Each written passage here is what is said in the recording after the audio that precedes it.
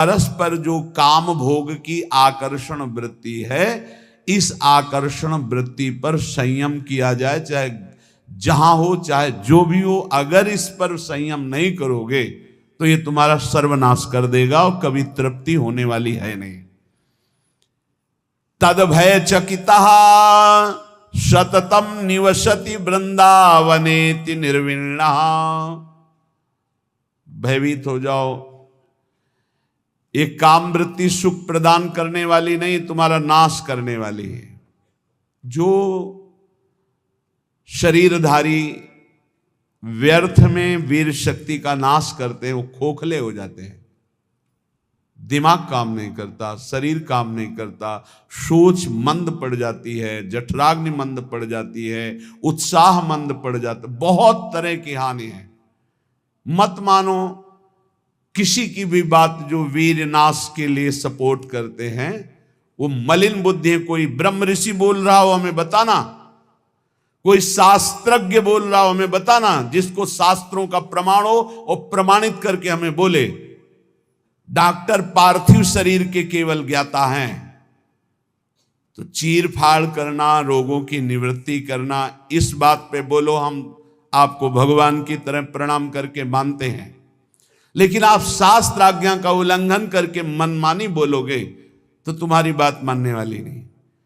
शरीर संबंधी रोग निवृत्ति के लिए ऑपरेशन करना, हड्डियों को जोड़ना, रोगों की जानकारी करके उसे निरोग करना, हम प्रणाम करते हैं आपको। आप भगवान के स्वरूप हो, आप भगवान के अंश हो, आप जीवों की दुख निवृत्ति के उपाय बताते हो, धन्यवाद। लेकिन आप गर्भपात के लिए सपोर्ट करते हैं, आप भ्रूण हत्या, गर्भ हत्या कराते हैं कि ये बच्चा ठीक नहीं है, आप ब्रह्मचर्य नाश का सपोर्ट करते हैं, ये आपके लिए बहुत गलत है। क्योंकि आप जगत मंगल के लिए डॉक्टरी सीखे हैं, जगत अमंगल के लिए नहीं। ये अमंगल करने वाली चेष्टाओं को आप थोड़ा संयम में रखें अपनी बुद्धि को। आप तस्मात् शास्त्रम, शास्त्रों का स्वाध्याय कीजिए। वेदो नित्यम अधीयताम संगा सत्सु विधीयताम, वेदों का नित्य स्वाध्याय करो, महापुरुषों का संग करो, फिर देखो तुम्हारी वाणी पवित्र हो जाएगी, फिर तुम वही बोलोगे जिससे जगत मंगल होगा।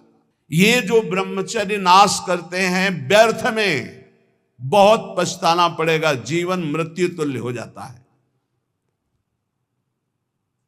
इतनी आसक्ति प्रबल हो जाती है कि बड़े बड़े ज्ञानियों को भी माथे पे हाथ रख के सोचना पड़ता है, मैंने आसक्ति क्यों की। ये माया का ऐसा प्रचंड स्वरूप है। ज्ञानी नाम अपि चेतांसि देवी भगवती ही सा बलादा कृष्ण मोहाय महामाया प्रचति। हंसते हंसते खेल खेल में ऐसी आसक्ति हो जाती है कि प्राण त्यागना सहज लगता है, लेकिन काम भोग का त्यागना कठिन हो जाता है। आप विचार करके देख लीजिएगा, आज उसी आसक्ति ने आपको भगवान से विमुख करके बहुत दूर रखा है, और ऐसा लग रहा है कि भजन, ये अध्यात्म मेरे से नहीं होने वाला। आप भगवान के अंश होकर भी भगवान की प्राप्ति के लिए उत्साह खो दिए, नहीं हो पाएगा मेरे से। तद भय चकिता सततम, भयभीत हो जाओ इस काम भाव से, आश्चर्यचकित हो जाओ कि तुझ ज्ञान स्वरूप को कैसे फंसा लिया इस भगवान की काम भोग जनित मायावृत्ति ने। तो तू निरंतर राधा नाम जप कर और सत्संग सुन। मन तो चंचल श्रवण को सबका माना, सबसे अधिक चंचल है। ताको कौन उपाय, उसको वश में करने का उपाय क्या है? बोले साधन को हरि भजन है, कै सत्संग सहाय। साधना तो है नाम जप, और सहायता होगी सत्संग से। खूब सत्संग सुनो, नाम जप करो, देखो आप ठीक कर लोगे। ये परस्पर शरीराकर्षण, शरीर भोग की वृत्ति, यही हमें सच्चिदानंद सुख से वंचित किए है। इसी से उत्तीर्ण होने के लिए हमें भगवान ने सत्संग दिया है, हमें भगवान ने शास्त्र दिए हैं। इनके अनुकूल चलो, तुम्हारा परम मंगल होगा। संतवाणी, महापुरुषों के अनुभवगम्य वचनों के श्रवण और मनन और आचरण में उतारने से हमारा परम कल्याण होता है। महर्षि अत्रि जी, अनसुईया जी के पति अत्रि जी, उनके वचन, इहैवात्तं वसुप्रीत्यै प्रेतवै कटुकोदयम् तस्मान्न ग्राह्यमेवैतत् सुखमानंत्यमिच्छता।